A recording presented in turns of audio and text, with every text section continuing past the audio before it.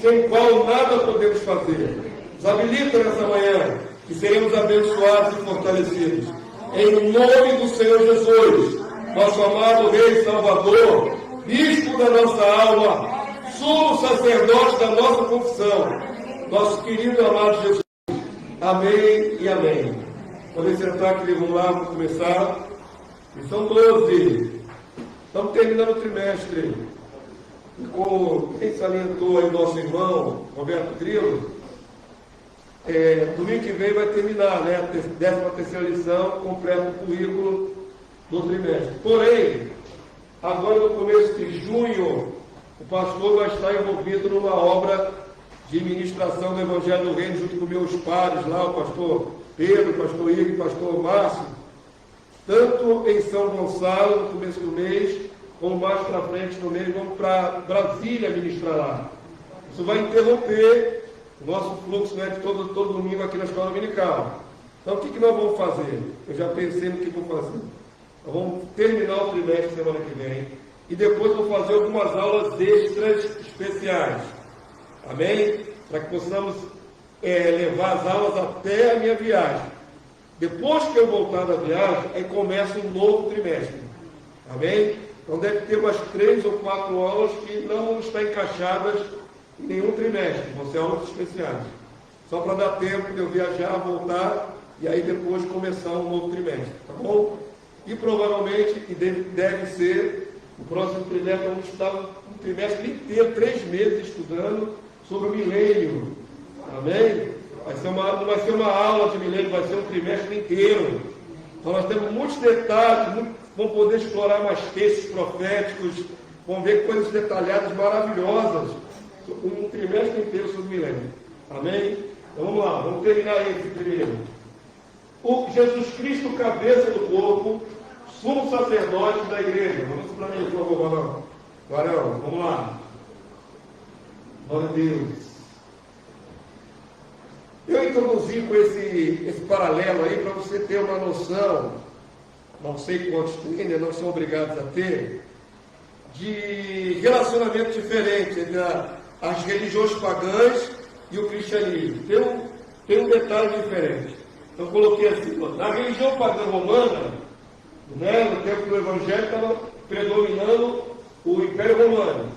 Os deuses eram reverenciados, mas tidos como distantes e indiferentes aos seus suplicantes. Você não é obrigado a saber disso. Mas na religião romana tem um panteão de deuses, né? Desde Zeus, era o deus da guerra Marte, eram outros deuses lá. Esse monte de deuses romanos, eles não eram assim, como é que eu vou dizer, virtuosos. A maioria dos deuses eram bêbados, brigões. Era assim que o próprio povo que adorava esses deuses enxergava. Eles eram adúlteros, os deuses romanos eram cheios de defeitos humanos. Eram representações da própria corrupção humana. Né? Tinha o deus Baco lá, do vinho, das bacanagens, da fornicação com bebida. Então os deuses eram cheios de vícios e defeitos. E aqueles que adoravam esses deuses não tinham muito favor desses deuses. Era difícil. Eles faziam sacrifício para os deuses, os deuses às vezes desnobavam, deixavam para lá, porque na verdade não eram deuses. Todo falso deus de qualquer mitologia nada mais é do que anjo caído. Vocês sabem disso. São os anjos que vieram junto com Satanás. Amém?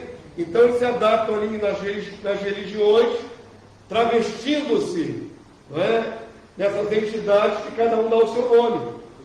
Então presta atenção. Aqueles que suplicavam aos deuses romanos tinham uma relação muito conflituosa com esses deuses. Eles não eram muito amáveis nem afáveis. O que é diferente do cristianismo? É que a relação que temos com o Senhor Jesus, ela é absolutamente voltada no amor. Amém? Estou falando para você entender.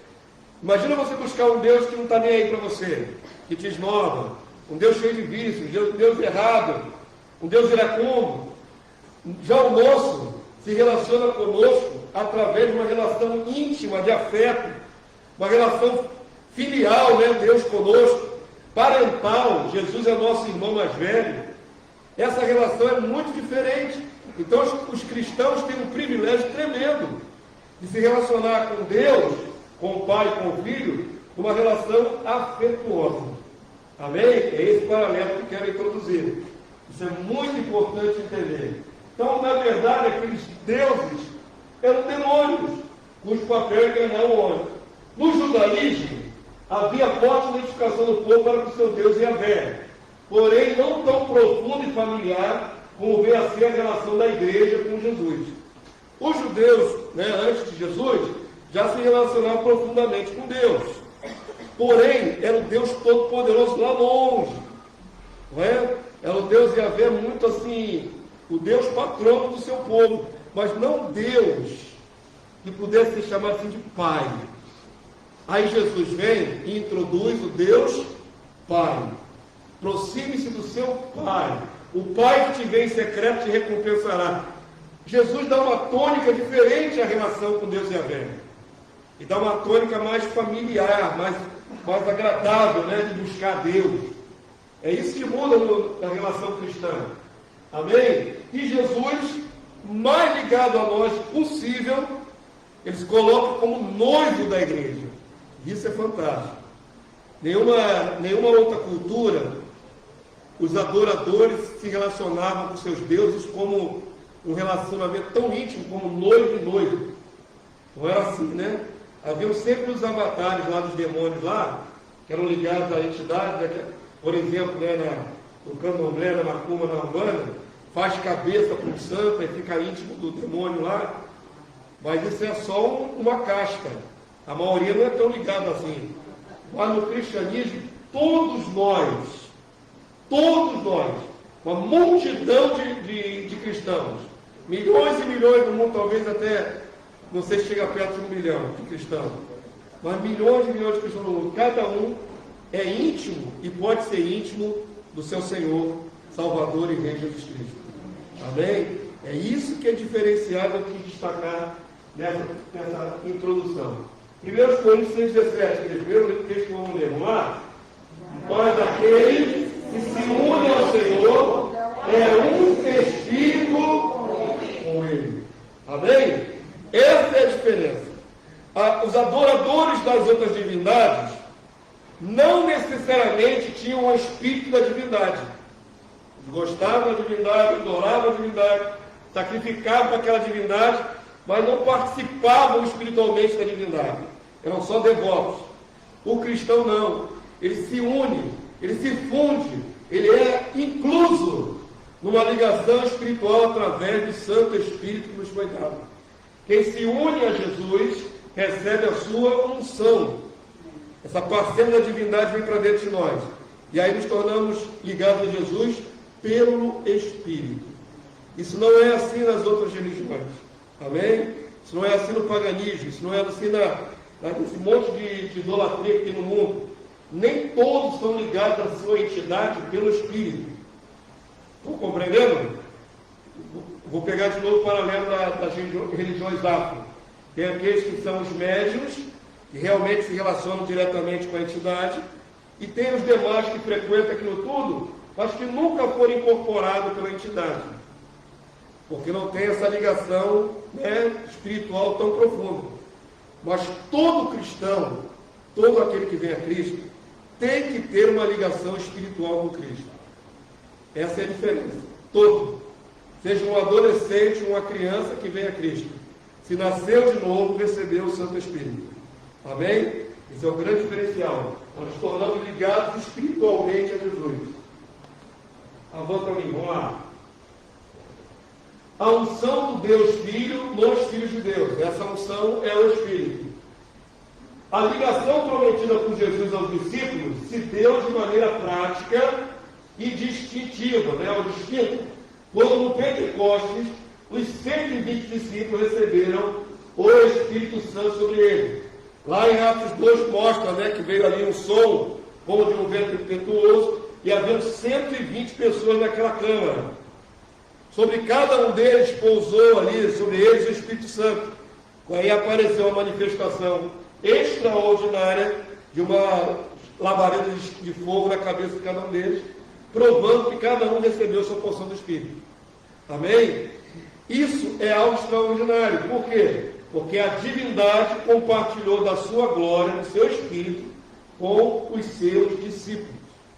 Jesus enviou o Santo Espírito, não é? Do Pai, é do Pai e do Filho, os dois têm participação. Mas foi Jesus quem enviou para a igreja. Amém? Essa é a famosa inauguração oficial da igreja. Antes disso, já existia a igreja de Jesus? Existiam discípulos, seguidores. Mas a igreja, como nós compreendemos hoje, é a partir do Pentecostes. Por quê? Porque até aquele dia, antes de receber a unção, eram pessoas devotadas a Deus Pai, elas amavam a Jesus, mas não tinham o quê? O Espírito.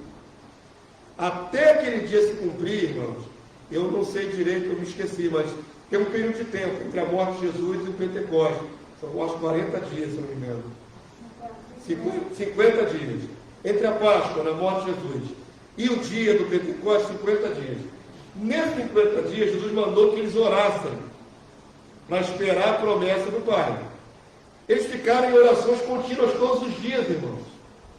Então passou um mês, e todo mês, todo dia tinha reunião de oração. Estavam esperando a promessa cumprir. Passou 40 dias, estavam reunidos ali. Até que cumpriu o dia exato do Pentecostes. Nesse dia, a promessa então se cumpriu e desceu sobre a igreja a unção. Desceu o Espírito do Pai e do Filho sobre os filhos de Deus. Ali é a inauguração oficial da igreja sobre a terra. Não são mais um punhado de discípulos. Agora é a igreja de Cristo. Lembrando que a palavra Cristo no grego é a mesma Messias no hebraico, que quer dizer ungido. É a igreja ungida pelo ungido. Amém? Compreenderam isso? E é muito interessante, existe um termo que se usa no judaísmo messiânico, nós somos messiados. Esse termo você talvez nunca tenha ouvido falar, né? A igreja é messiada, ou seja, ela é ungida. Só isso essa palavra quer dizer. Amém? Então vamos lá, no dia de Pentecostes aconteceu a promessa se cumprir. João 14, 26, vamos ler? Mas o Consolador, o Espírito Santo, a quem o Pai enviará em meu nome, esse vos ensinará todas as coisas e vos fará lembrar o que vos tenho dito. Então, nossa capacitação vem dessa unção do Espírito Santo, sem a qual nós não teríamos capacitação. Nem eu de falar, nem de ensinar, nem você de entender. Não é? As coisas de Deus se discernem espiritualmente. O homem carnal sem o Espírito Santo não compreende as coisas do Espírito. Amém? Então tudo que recebemos vem dessa capacitação divina do Espírito Santo. Sem isso nada feito. Ninguém tem dons, ninguém pode curar, ninguém pode falar em línguas, nem profetizar. Ninguém pode ensinar com sabedoria se não for pelo Espírito Santo. A unção que nos foi prometida e recebida. Amém? No Pentecostes. Este Espírito vindo de Cristo do Pai não só dava poder ao converso, não é? Atos 1 diz, recebereis poder. Não somente poder, mas tinha o sentido de selar, lacrar, identificar os ungidos. O Espírito Santo é um selo. Que sentido é esse de selo? Lacre. Então vamos lá, para esse conceito passar assim desapercebido, deixa eu especificar. Todos nós da palavra de Deus somos comparados a casas, não é? Nós seres humanos somos uma casa de barro que habita uma alma. Amém? A alma está em volta dessa casa de barro que é o corpo. A referência é Adão que foi tirado do barro, da terra. Amém? Então há metáforas na Bíblia em que nós somos a casa. Uma pessoa que não tem o Espírito Santo, ela é casa vazia. É uma casa aberta. Qualquer entidade, qualquer demônio pode entrar nessa casa. Porque ela não é selada, não é lacrada. Por isso o demônio pode pegar qualquer pessoa. Amém? Até uma criança, pode pegar um gato, pode entrar um cachorro. Todo ser vivente pode ser incorporado por um demônio. E nós, particularmente como casa, se não tivermos nada dentro dela, só a nossa alma vai ser possível incorporar. Porém, quando recebemos a unção que vem do Cristo, essa unção nos veda, nos lacra, nos sela. Como estou entendendo? Diga amém. De tal forma que um cristão ungido não pode ser possuído por um demônio. Não pode. Não é uma questão de eu estar falando isso na palavra, Deus declara com todas as letras. O maligno não lhe toca ali, ele não pode entrar no cristão. Ele ataca, ele joga setas de fora. Mas uma pessoa que recebeu a unção, o Espírito Santo, está lacrada pelo Espírito Santo. É uma casa já ocupada. De forma que não pode haver um cristão, ao mesmo tempo, o Espírito de Cristo e o Espírito do demônio. Não pode haver ao mesmo tempo. Diga, Marcos. Pastor, por exemplo, eu já conheço pessoas que eram da igreja e já há um tempo e já manifestou. Então ela nunca se converteu? Só tem duas possibilidades que a palavra de Deus prova. Primeiro, conversões não genuínas. Conversões religiosas. Por exemplo, às vezes a família levava desde pequenininho na igreja. Você leva o seu filho e conduz no caminho que deve andar. Mas não quer dizer que todo aquele que cresceu no Evangelho ou na igreja, frequentando a igreja, é convertido. Por isso, cada filho de crente tem que tomar uma posição e se converter. Ter uma experiência com Cristo. Exatamente. Senão, Deus não tem neto. Isso é uma expressão que eu costumo usar aqui. O teu filho não é automaticamente salvo. Não é assim que funciona. Uma certa altura da vida dessa criança, ela vai ter que ser levada a Cristo, confessar, receber o Espírito e depois ser batizado. Tá certo? Então tem gente que cresce na igreja, por costume, pai e mãe leva, e não necessariamente teve uma experiência com Cristo. Sabe cantar todos os louvores, conhece os versículos, mas nunca foi ungida, não recebeu. Se ela nunca recebeu, mesmo estando na igreja, ela pode ser possuída por um demônio, porque ela não tem o Espírito. É uma possibilidade, uma pessoa na igreja que ainda não recebeu o Espírito Santo. Tá certo? A outra possibilidade é pior ainda. Que ela tenha tido o Espírito Santo, tenha sido lacrada, mas extinguir o Espírito na vida dela por causa de blasfêmia contra o Espírito Santo. Pecar para a morte. Cometer um pecado tão grave ao ponto de não ter mais condição de possuir o Espírito Santo. É a queda fatal. Tá certo? Existe essa possibilidade? Existe. Apostatou para a morte. E aí, calcou os pés do Filho de Deus, que diz o texto, né, em Hebreus. Pisou no sangue e o santificou. Pisar é desprezar. Não quer. Essa possibilidade existe. Tem que ter consciência. É uma coisa absolutamente consciente. Não é enganado, não. Abriu mão. Não quero Jesus, não quero mais. E aí abraçou as trevas, foi para a macumba, foi para o espiritismo. Uma coisa é a pessoa perdida nas trevas e encontra a luz, que é Jesus. Outra coisa é a pessoa que estava na treva, na ignorância, encontrou a luz, que é Jesus, e depois decidiu, eu quero voltar para as trevas. Isso é outra coisa completamente diferente. E a palavra vai definir lá na carta de Pedro. É como a porca lavada, já estava lavada, santificada, que quer voltar para a lama. É como o cão que volta para o vômito. As imagens são terríveis. E a palavra chega a dizer assim, ó, era melhor nunca ter conhecido o caminho da justiça. Nunca. Porque depois de trilhar, ou seja, estar em Cristo, voltar atrás.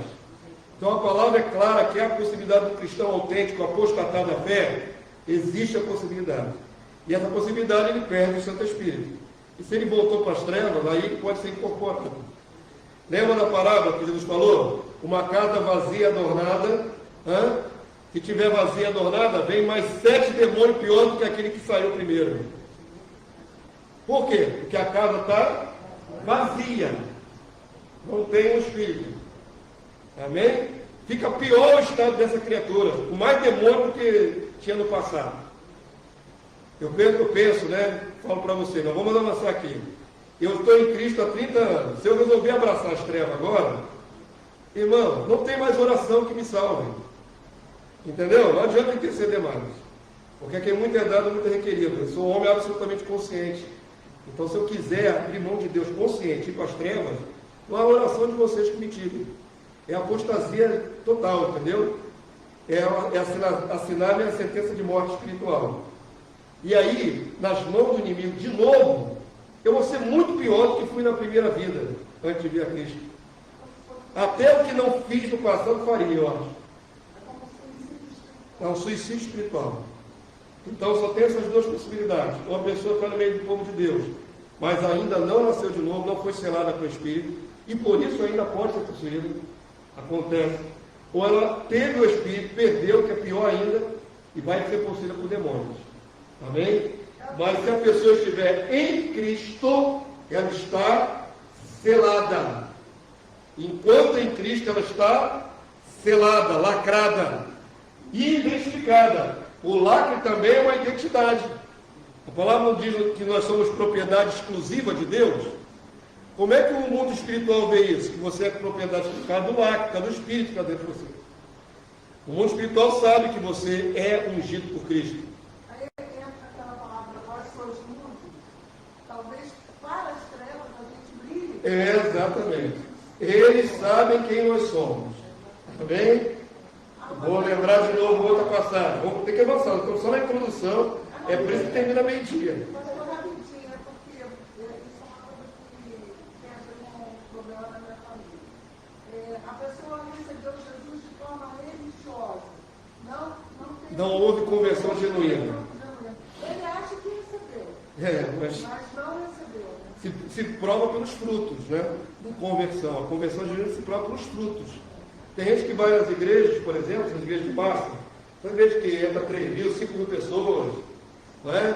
E tem um clero lá separado, abençoando. Você sabe como é que é a igreja, que eu estou falando, né? Aquela massa que vai para a igreja, estou indo na igreja, está indo na igreja, mas não largou o vício, não largou a prostituição, não largou nada de errado que ele fazia. Mas vai na igreja, recebe a bênção, faz corrente, faz um monte de coisa. Mas quando sai da igreja, continua com a mesma vida torta, continua fumando, bebendo, fornicando, fazendo tudo errado. Não é conversão, mas está lá na igreja. Você é da igreja? Sou da igreja. Eu estou na igreja. Bota a camisa evangélica com cigarrão na boca, fumando, bebendo.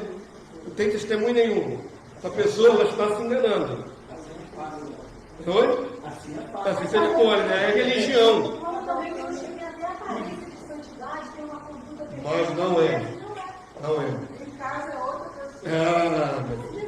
É religioso, vai na religião, mas não houve mudança, metanoia. Metanoia, a palavra grega, quer dizer mudança de mente. A santidade é uma mudança no nosso padrão mental. Eu fazia assim, não posso fazer mais, vou fazer do jeito de Deus. Essa mudança tem que haver. Então não adianta estar frequentando igreja. Igreja não salva ninguém, quem salva é Cristo. É o cabeça. Sentar nos bancos, ouvir mensagem somente, sem mudar a vida, não muda nada da sorte daquela pessoa. Sem mudança não é convertido. Então existem multidões aí nas igrejas, multidões, que não têm o Espírito Santo de Deus. Os que têm, vamos fazer a mesma figura, na igreja de multidões, 5.000 pessoas lá naqueles estádios lá, não é? Mas tem ali gente que está nascendo de novo. Normalmente esse não fica muito tempo nesse tipo de igreja. Ele nasce de novo, vai procurar uma igreja que tenha palavra, que tenha alimento, que tenha vida espiritual mais sólida. Essas igrejas acabam sendo só porta de entrada daquele cristão. Porque ali teve o primeiro impacto e tudo mais, mas é insuficiente para ele. Ficar de campanha em campanha financeira, isso para ele não é suficiente. Então ele vai correr atrás de uma igreja que explique a palavra, que ensine, que admoeste, tá certo? Mas elas funcionam como, digamos assim, uma porta de entrada, essas igrejas de massa. Vamos lá, todo mundo entendeu, né? Quem é do Senhor, recebe a unção. E quem recebeu a unção está lacrado. E aproveitando o gancho que a irmã falou, eu creio que no mundo espiritual, eles veem a unção em nós. Demônios sabem que nós somos ungidos. Deve brilhar para eles a unção dentro de nós, né? Alguma coisa se manifesta a eles. Eu ia citar Atos dos Apóstolos, quando aqueles camaradas, filhos de um judeu, tentaram expulsar o demônio, em nome de Jesus a quem Paulo prega. Olha só, queriam pegar carona no que Paulo estava fazendo. O demônio deu uma coça neles, saíram de lá rasgados e pelados, feridos e pelados, apanhado, endemoniado, assim, de todo jeito que você puder imaginar. Para sair rasgado, irmão, uma briga com alguém sair rasgado é que o negócio estava feio, né? Saíram rasgados e pelados e machucados, apanharam feio do demônio endemoniado, e o demônio disse para ele assim: ó, eu sei quem é Jesus. Os demônios sabem quem é o Senhor. Conheço Paulo. Os demônios sabem quem é Paulo. Então os demônios sabem quem é Damasco, sabem quem é Joaí, sabem quem é Lídia, sabem quem é todo mundo aqui. Está de olho na gente. Eles conhecem todos nós. Amém? Então, ou você está verdadeiramente agarrado com Cristo, ou está enganando a si próprio. Diga. Eu acho assim, que existe a conversão religiosa. Existe. Eu creio que tem pessoas que eu já conheci, que se converteram do Senhor, nasceram de novo, do Espírito Santo, mas ainda tem um hábito do mundo. Então, assim, que a pessoa ela tem que se libertar desse hábito. Por exemplo, tímida, aí tem que buscar no Senhor alguém com seriedade, dessa forma. E tem que crescer espiritualmente. Né? Deixar essa infância da fé. Na infância da fé nós cometemos erros ainda, claro. Nós pensa o seguinte, uma pessoa vem para Cristo com 30 anos de idade. Durante esses 30 anos ela viveu torta, fazia tudo torto. Tinha vícios morais horrorosos, imorais, né? Tinha cacuete, como por exemplo, xingar. Isso não sai de uma hora para outra, né? É instantâneo na conversão. Ela vai se segurando, né? Ela vai aprendendo, ela vai crescendo. Ela vai se santificando, purificando, e aí larga esses defeitos de caráter. Mas se ela tiver 30 anos na igreja, em Cristo, ainda com defeito de caráter, assim, aí tem que ver se ela é realmente convertida. Não é? Depois de 30 anos de evangelho, você depois de xingando, falando coisa errada, aí não. Tá certo? Mas existem processos, né, na nossa conversão. Pessoas, por exemplo, que fumavam.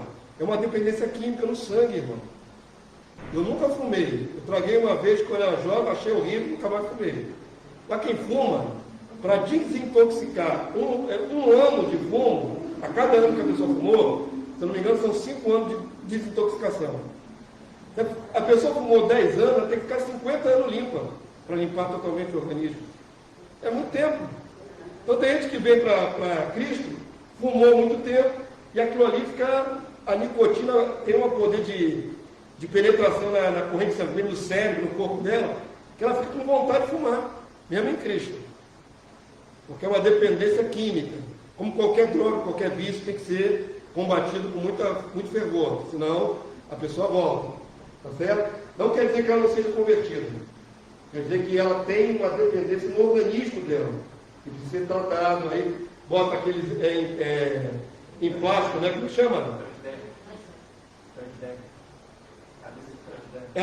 Adesivo, a palavra que está me faltando é adesivos de nicotina, que vão botando um pouquinho de nicotina aos pouquinhos ali no organismo, até tirar aquele adesivo, parar de usar o adesivo. Você no caso do álcool também? O álcool também, dependência química. O cérebro fica querendo mais álcool. Aí nós estamos falando de dependência química, né? O organismo querendo aquela porcaria. Nós estamos falando de vício que causa dependência orgânica. Não é só moral. Há uma dependência do organismo para aquela substância. Lembre-se que nós estamos só na introdução. É porque eu fui sobre um pastor que durante muitos anos aceitou Jesus ser pastor, pastor de ouro, depois voltou para o álcool. Aí enfraqueceu, né? E podia ter até dependência, mas ele enfraqueceu. O que se faz com a fraqueza? Você foge dela. O camarada tem fraqueza por álcool. Vai parar num bar para fazer o quê? Para evangelizar? Foge dela. A fraqueza que a pessoa tem, ela tem que correr para o outro lado. Senão ela se entrega. Tá certo? Mas vamos avançar, senão cada um tem um testemunho aqui. Eu não saí da primeira slide, né? Eu estou no segundo slide. Vamos lá, irmãos. O que eu queria deixar marcado é que a diferença de um cristão para qualquer outro que tenha outra religião, que devota qualquer outra entidade, é o seguinte: os outros devotos não têm a unção da entidade. E nós temos a unção que vem do santo. Essa é a diferença. Todo cristão tem que ter o Espírito. Tem que ter. Se não tem, não é cristão. Você pode estar até querendo ser cristão, mas não é cristão. Tem que ter essa unção que nos lacra e nos identifica. Amém? Gálatas 4:6, ó. Vem aqui comigo, senta aqui, vou deixar mais claro. E porque vós sois filhos, entrou Deus ao nosso coração o Espírito de Jesus. Espírito seu Filho, que clama perante nós, Abba Pai. Abba, a palavra hebraica, Abba é Pai. Abba ali especificamente é querido Pai, Paizinho.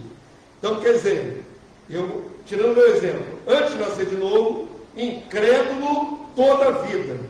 Nem nada, nem Deus, diabo, demônio, Jesus, nada. Absolutamente incrédulo, não tinha nenhuma fé em coisa alguma. Tá certo? Um verdadeiro ateu.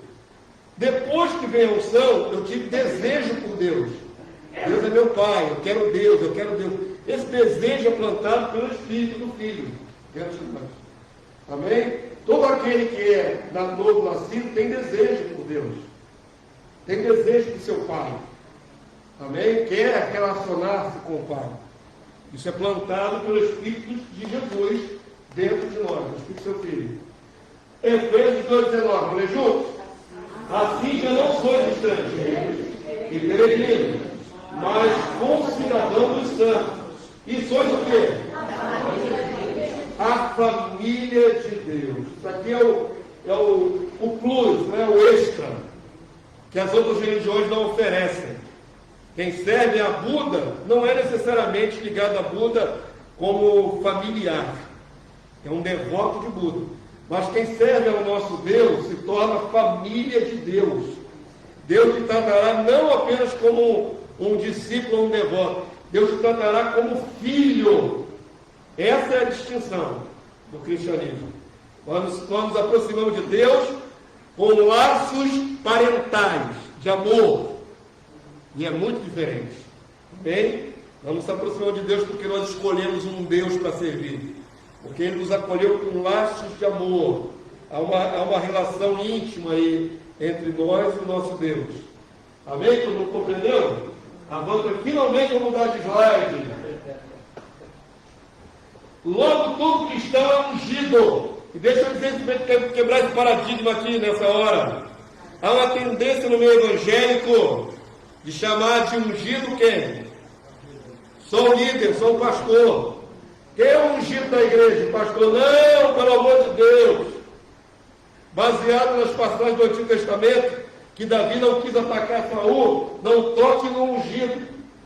Aí criaram uma ideologia em cima disso, de que o ungido é só aquele que está lá na frente. É o líder, é o pastor, é o bispo, é o apóstolo. Todo cristão é ungido. Você pode dizer isso com todas as letras, para o mundo espiritual ouvir. Eu sou ungido por Cristo. Amém? Todo cristão é ungido.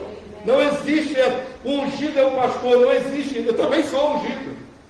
Eu também sou ungido. Mas a unção é comum a todos os cristãos. Todo cristão é ungido. O novo nascido é ungido. Se for um adolescente, nasceu de novo, se entregou a Cristo, recebeu a unção, ele é ungido. Amém? É isso que nos distingue completamente das outras religiões. Nós somos participantes da unção, tornando-se ligado ao Filho e ao Pai Celestial. Romanos 8,9, vamos lá? Vós, porém, não estáis na carne, mas no Espírito. Se de fato o Espírito de Deus habita em vós. Paulo parece colocar dúvida aí, né? Não é isso? Ele está questionando. Está ou não está? Olha só, ele está partindo do geral para o quadro particular. Amém? Nós, a igreja, temos o Espírito de Cristo. Se de fato em você, agora, caso particular, habita o Espírito do Senhor. Se habita, você está em Cristo. Se não habita, agora vem a conclusão aqui, ó. Vamos lá. E se alguém não tem o Espírito de Cristo, esse tal não é dele. É simples assim, irmão. Ou está com o Espírito de Cristo, ou não está. Ou recebeu, ou não recebeu. Simples assim. Pastor, como é que eu sei que eu tenho o Espírito de Cristo? É uma boa pergunta, né? Autoanálise. Será que eu estou enganado? Como é que é essa história? O Espírito testifica com o nosso Espírito que somos filhos de Deus. Quem é nascido de novo sabe, sente no seu Espírito que pertence a Cristo, que pertence a Deus Pai. Amém? Essa certeza é absoluta, ela não é relativa. Nós temos a certeza que somos de Cristo. Amém? E as outras evidências vêm com o caminhar com Cristo. Experiências, não é? Manifestações de dons. Você vai ter a certeza de que você está com Cristo. O texto de Paulo aqui não é para causar dúvida. Ele está tratando com toda uma igreja. Amém? E entra toda sorte de pessoas dentro de uma comunidade de igreja. Mas todos têm que saber que só aqueles que verdadeiramente receberam o Espírito de Cristo são de Cristo. Quem não recebeu, não é dele. Vamos lá, eu vou ampliar, sempre eu tento ampliar o conceito para vocês serem mais instruídos, né? Eu não acredito, por exemplo, só vou completar o conceito, senão vai me atrapalhar o que eu estou pensando aqui. Eu não acredito, por exemplo, que todo aquele que professa ser de Cristo é realmente ungido. Eu não acredito. Acabei de dar um exemplo da igreja evangélica, as igrejas de multidão, né? Mas na igreja católica, eles lá dizem que são de Cristo, irmão. Os católicos romanos, eles acreditam que são de Cristo. É a igreja chamada cristã. Será que todo católico é cristão? De verdade? No espiritismo também. Tem centro espírita com o título de Cristo na porta. Ó. Centro espírita, tenda espírita, menino Jesus. Eles acreditam de Cristo. O centro espírita do catolicismo e outras derivações, né? Chamada cristandade. Cristandade é o que engloba tudo que se chama cristão.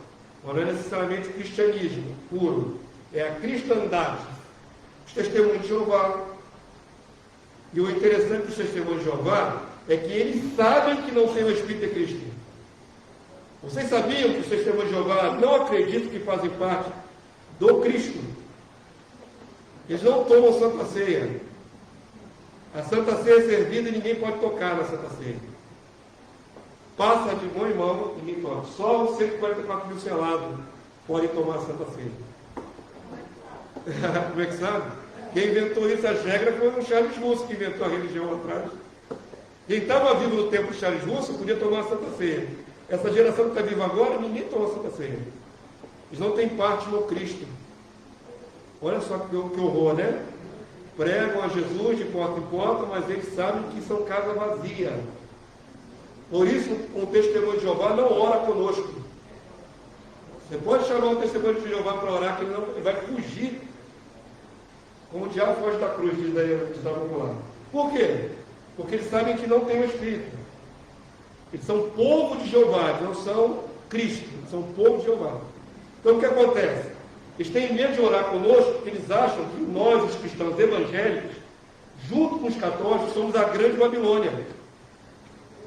Nós somos a apostasia que está lá do anticristo, para eles, né? Então eles têm medo, já que eles não têm o Espírito Santo, orando conosco, o espírito maligno que está dentro de nós, dos cristãos evangélicos, pula para dentro deles. Irmãos, é serinho isso aí. Vocês estão rindo? Quando o testemunho de Jeová chegar na sua porta querendo vender a revistinha, insistindo, vem cá, vamos orar aqui comigo. Ele, vai sair correndo, nunca mais você vai ver. Nós somos a Babilônia para eles. O espírito anticristo está em nós, para eles. Então eles sabem que não tem selo, que não tem unção, tem medo por ser casa vazia, de que o espírito maligno que está em nós passe para dentro deles. É assim que eles veem. Então presta atenção como é sério isso, né? Tem um monte de gente aí que se diz cristão, mas de fato, se não tem o Espírito de Cristo, esse tal não é. Só tem rótulo de cristão, mas não é dele. Amém?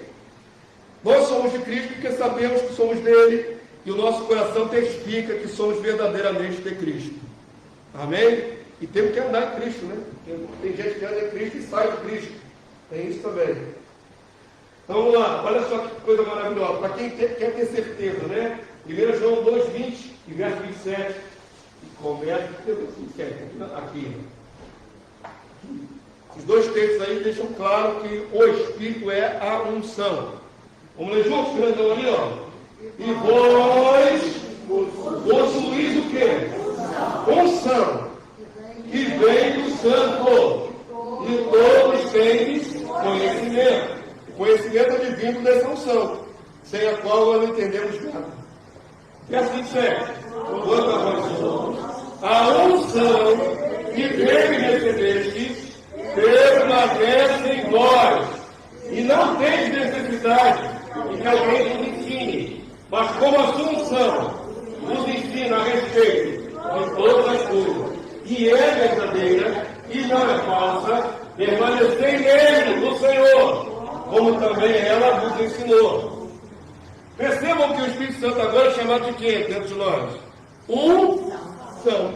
A unção que vem do Santo, a unção que vem de Cristo.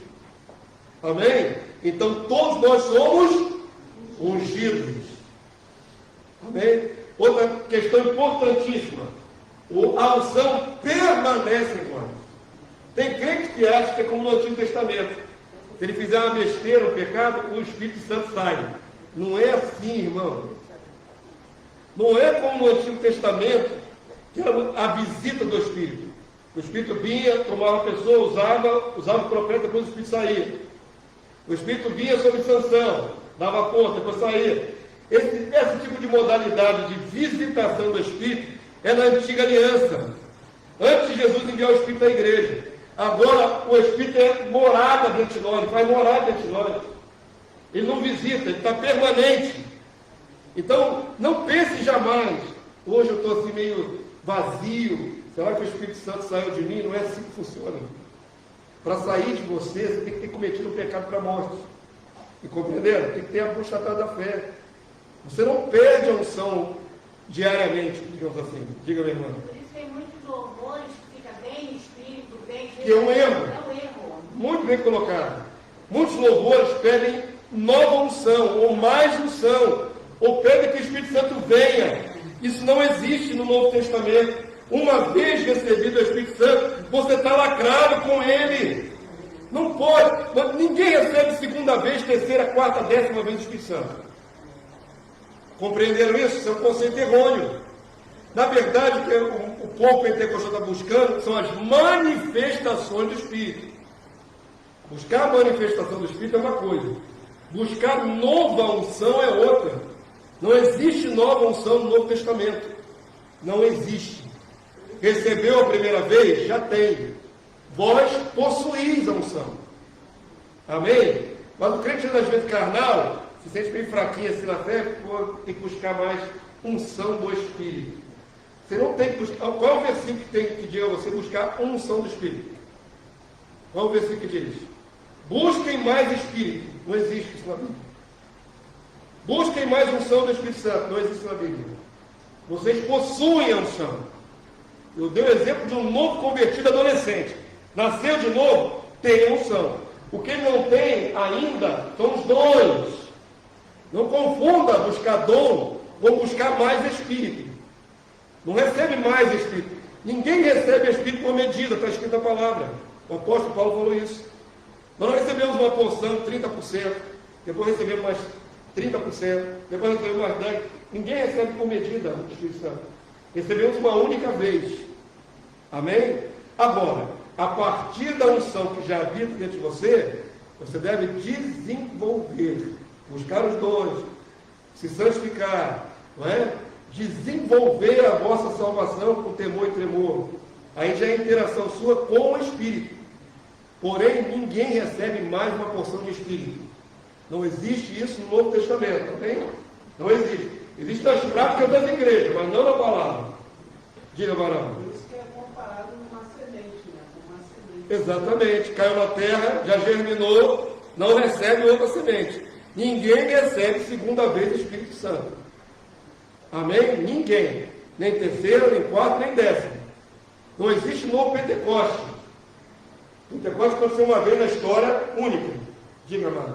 Então, o batismo com o Espírito Santo, a pessoa recebe quando? Quando é nascida de novo, quando é selada. Todos nós, Paulo diz assim, todos nós fomos batizados no mesmo Espírito, fomos imersos no mesmo Espírito. Isso é o batismo do Espírito Santo. O que a igreja pentecostal, a partir do século XX, nomeou de batismo do Espírito Santo, é a manifestação de um dom. Dom de língua, que é o mais básico de todos eles. Então ele chama a segunda experiência. É assim que é dito no meio pentecostal. Primeira experiência, a pessoa vem a Cristo. Nasceu de novo. Na segunda experiência, ela recebe um dom, um talento. Essa nova experiência eles chamam de batismo do Espírito Santo. Vai ser uma nomenclatura errada, porque Paulo diz que todos fomos batizados no Espírito Santo. Batizado no Espírito Santo é receber o Espírito, nascer do alto. Não é a manifestação do dom. Entendeu? Isso é uma fraseologia pentecostal do século XX. Não é o que está escrito na sua Bíblia. A palavra chega a definir, Paulo diz, há um só Espírito e um só batismo. Uma imersão. Uma imersão. E Paulo não está falando do batismo nas águas. O batismo nas águas é uma encenação. A verdadeira imersão é no Espírito. Quantas imersões no Espírito nós temos? Uma imersão, um só batismo. Amém? A todos quantos receberam foi-lhes dado beber do mesmo Espírito. Fomos imersos no mesmo Espírito. Isso é o batismo. Amém? O que se chama batismo do Espírito Santo é só uma fraseologia moderna para a busca dos dons. Você só vai buscar os dons, você vai manifestar o dom quem primeiro nasceu de novo. Ou seja, foi batizado no Espírito. Foi imerso no Espírito em Cristo. Diga, eu estou vendo, não está aí? Não estou contando, não. Amém? Eu sei que há muita confusão no meio de Deus por isso. Aí fica um monte de crente que já tem o Espírito, clamando para que venha o Espírito. Como é que é isso? Me mostra aí, por favor, qualquer apóstolo que depois de ter sido recebido o Espírito, pediu mais Espírito. Me mostra aí, qualquer passagem. Qualquer passagem. Se a pessoa não fala em línguas, ela não Isso é uma eclesiologia, né? Isso é uma teologia pentecostal. O pentecostalismo moderno começou na Rua Azusa, agora já é o século XX, irmão. O Evangelho existe há 2000 anos. Então há uma forte tendência no pentecostalismo na ênfase do Espírito Santo. Eu não vou criticar, tá bom? Eu estou falando aonde está o excesso, onde está o erro, onde traspassou a palavra. Ao ponto de algumas reuniões buscarem a pessoa do Espírito Santo, a pessoa no modelo da Trindade, como o Espírito Santo sendo um ser à parte, e nem sequer mencionar nem o Pai nem o Filho. Pode ter uma reunião que não se faz nem de Jesus nem do Pai, porque o foco está na pessoa do Espírito Santo, o que você não vai ver em nenhuma parte do Novo Testamento. Nenhuma parte do Novo Testamento.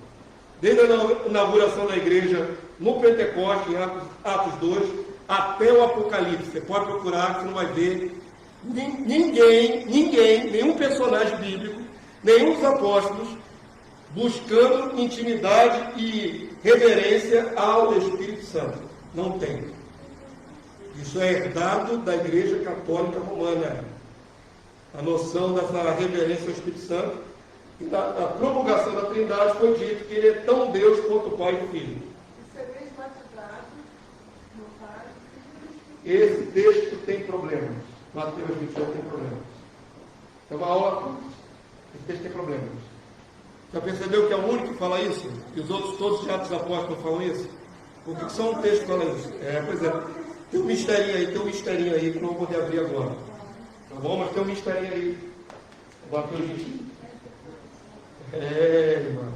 Tem um probleminha nesse texto aí. tem como nascer de novo, né? Um cristão que não fala em línguas. Claro. Ou mesmo tem que falar em línguas. Não tem que falar em línguas. Paulo diz, falam todos em línguas? Todos falam que tem dom de curar? Paulo relativizou. Falou, falam todos em línguas? Tem todo dom de curar? Não. Existem dons que não aparecem para ninguém. Só tem um dom de visão. É tão dom como o de língua, é tão dom como o dom de curar, é o dom de visão. Visão no mundo espiritual. A pessoa consegue enxergar o mundo espiritual.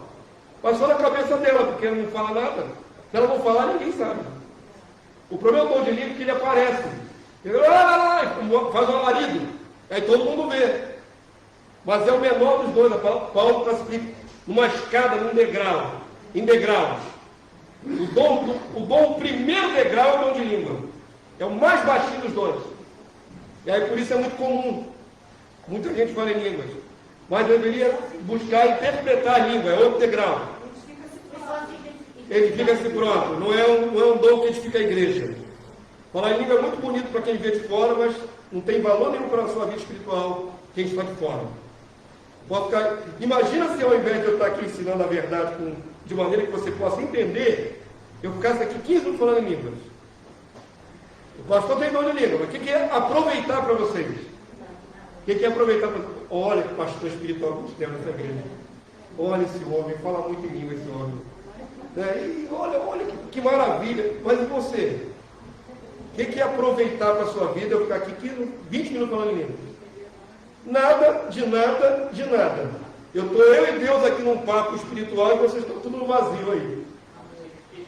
A não ser que haja intérprete, que é a coisa mais rara. Em 30 anos de evangelho, são poucos os que interpretam tudo de língua. Pouquíssimos, poucas exceções. O dom é real, né? O dom é real. Mas o problema é a ênfase que se dá no meio pentecostal, que todos têm que falar em línguas. Isso não é real. Porque Paulo não disse isso. Amém? Vamos voltar para cá. Surreende. Essa aula vai ter 1h da tarde hoje.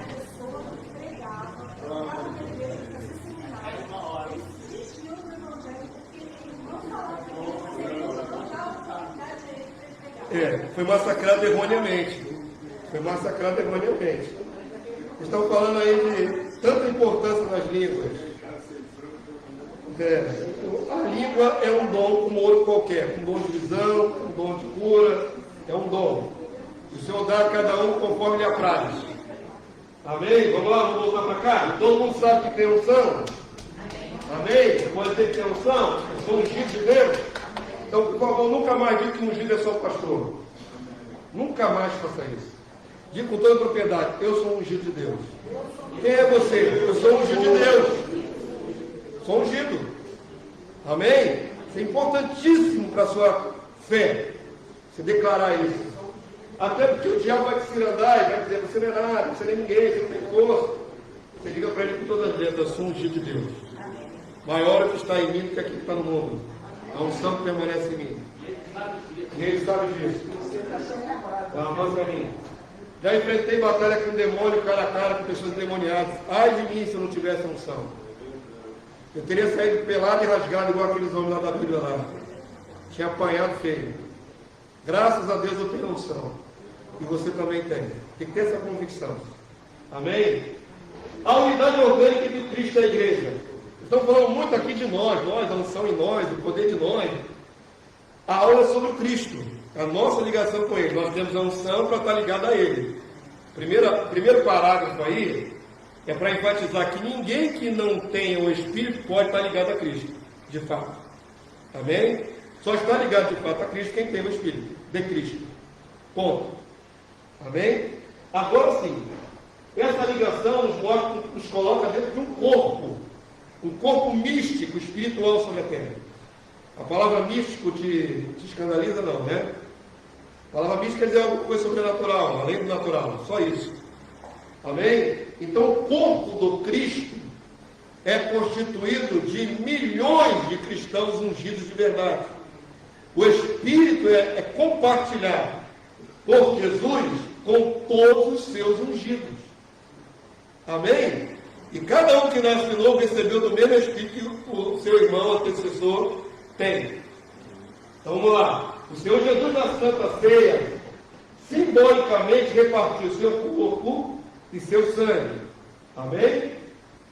Ou seja, sua essência, com os discípulos, também falou em uma unidade divina, com ele e com o Pai, pelo Espírito. Está lá em João, capítulo 17, verso 23. Essa unidade comporta muitos, é tipificada na figura de um corpo humano, sendo o Senhor Jesus o cabeça e todos os santos os membros. Então vamos lá, várias imagens que Jesus usou para mostrar a unidade dele com a igreja. Amém? Por exemplo, na videira, onde nós somos, por que nós somos na videira? Na figura da videira. Varas enxertadas. Já fez um enxerto de planta? Você vem com um galho, pontiagudo na ponta assim, cortadinho pontiagudo, abre um talho no caule onde vai ser enxertado, e aquele galho é ali ligado no caule. Segura ali com a fita e passa a usufruir a seiva que vem do caule. Amém? Foi enxertado. Na figura do Cristo, nessa figura de uma árvore, nós somos o galho enxertado. E ele é a base. Outra figura para mostrar a unidade com Cristo, o corpo humano. No corpo humano tem a cabeça é Jesus. E o resto do corpo? Nós, milhões e milhões de cristãos verdadeiros, genuínos, ungidos, fazem parte do corpo do Cristo. E ele é a cabeça. A figura é clara, assim, simples assim. 1 Coríntios 12, vamos lá? Lembra que está grandão. Porque assim como o corpo é um, e tem muitos membros, e todos os membros, sendo muitos, constituem um só corpo, assim também com respeito a Cristo. Pois em um só Espírito, todos nós. Aqui o texto aqui, ó. Para deixar muito claro, ó. Olha aqui o texto aqui de Paulo, ó. Vamos repetir isso aqui. Pois em um só Espírito, todos nós somos batizados, imersos. Amém? Em um corpo. Então, se alguém não recebeu o batismo no Espírito Santo, ele está no corpo. Porque para estar no corpo tem que ter recebido o mesmo batismo no Espírito. Foi batizado em um só corpo. Quer judeus, quer gregos, quer escravos, quer livres. Toda categoria que a pessoa se encaixar. Não interessa da origem dela, não interessa a ocupação dela na terra. Se ela recebeu a unção, ela foi batizada no mesmo Espírito. Amém? Olha como é que ele escreve aqui, ó. E a todos nós foi dado beber de um só Espírito. Porque também o corpo não é um só membro, mas muitos. Agora diz no verso 27. Ora, vós sois o corpo de Cristo, e individualmente membros desse corpo. Então, quem foi nascido de novo, foi imerso no Espírito, encaixado no corpo. Amém? Não importa qual posição você ocupe. E aí Paulo vai desenvolver essa alegoria, é uma alegoria, né? Muito interessante. Se você não é olho, se você não é língua, se você não é isso, porque tem as invejas dentro do corpo. Tem isso, ser humano, né? Poxa, eu queria ser um pastor, né? Eu queria estar lá na frente pregando. Começa aquelas invejas dentro do corpo. Se você é dedinho do pé, se você, sei lá o que você é, sei lá o que você se acha que é no corpo, não importa. Não é? Nada funciona no corpo. O corpo precisa de todos os membros. É o que o Paulo vai dizer. Até, irmãos, isso faz referência aos nossos órgãos genitais. Que são os membros que são protegidos decorosamente, que está falando ali, são isso. Mas não precisa ter no nosso corpo? Precisa. Tudo no nosso corpo funciona. Tudo no nosso corpo tem função. Amém? Ele fala de maneira velada sobre isso. Tudo funciona, não importa qual parte do corpo você é. Você está no corpo do Cristo. Não vamos entrar nesse velho. Eu estou falando que Paulo fala que até os nossos membros não decorosos nós cobrimos com uma honra. É isso que Paulo está falando. Ele está partindo do corpo humano. Não é? Ele está falando referência a um corpo humano. Então, mesmo aquele que você se acha desprezado dentro do corpo, poxa, eu não faço nada na igreja, só sento lá e ouço. A minha pessoa se sente o dedo mindinho, assim, do corpo. A unha do dedo mindinho. Não sei se eu estou falando e o negativamente. A minha pessoa pensa que é a unha do dedo mindinho na igreja. Não interessa. É a unha, mas está onde? No corpo do Cristo, compartilhando o mesmo Espírito. Amém? Não interessa, irmão, não tem essa. Ou vai desenvolver essa alegoria de maneira mais específica do que outro. Depois você lê lá no livro de 1 Carta aos Coríntios. Amém?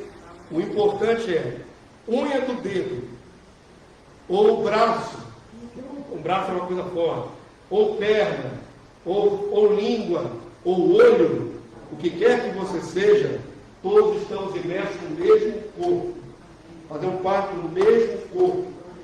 Nós aqui brasileiros, nossos irmãos lá na China, nossos irmãos na África, na Europa, nos Estados Unidos, na Ucrânia, em toda parte onde tiver o cristão, lá está uma parte do corpo do Cristo.